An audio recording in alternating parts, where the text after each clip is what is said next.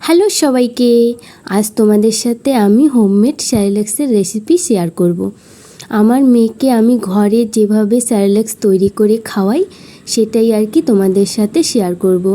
ওর 6 মাস পেরিয়ে যাওয়ার পর থেকেই ওকে আমি বাড়িতে এরকম করে স্যারেলেক্স বানিয়ে আর কি খাওয়াই। দেখতেই পেলে আমি চাল আর ডালটাকে ভালো করে ধুয়ে নিলাম। তারপর চাল আর ডালটাকে ভালো করে ধুয়ে কড়া রোদে শুকিয়ে নিচ্ছি।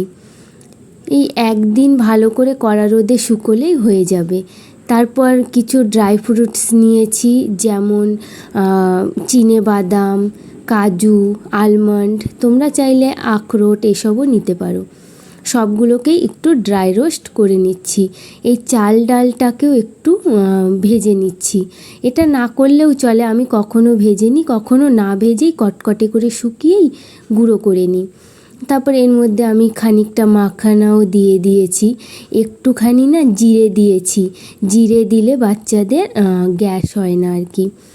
তারপর সয়াবিন নিয়েছি, আর এখানে ছোলার নিয়েছি। তোমরা চাইলে এখানে ছোলার ডাল দিতে পারো, মুগ ডাল, তারপর হচ্ছে মটর ডাল, তোমাদের যেরকম পছন্দ। আমি এর আগে একবার মুগ ডাল দিয়েছিলাম, তো আমার মা বলেছিল গ্যাস হয়, সেই জন্য এবার আর দিলাম না।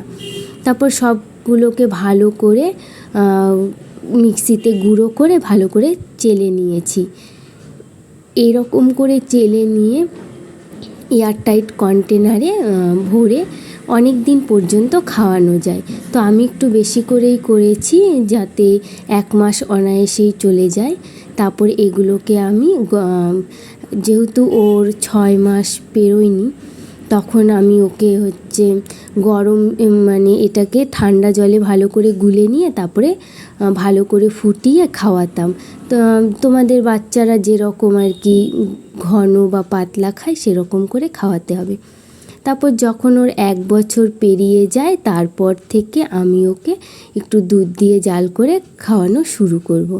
তো যেহেতু 1 বছর হয়নি, সেই জন্য এটা আমি ওকে জল দিয়ে জাল করে খাওয়াতাম। এবার 1 বছর হয়ে গেলে এটাই সেম পুরো প্রসেস, দুধ দিয়ে গরম করে খাওয়ানো যায়। তো ভিডিওটি কেমন লাগলো অবশ্যই কমেন্ট করে জানিও।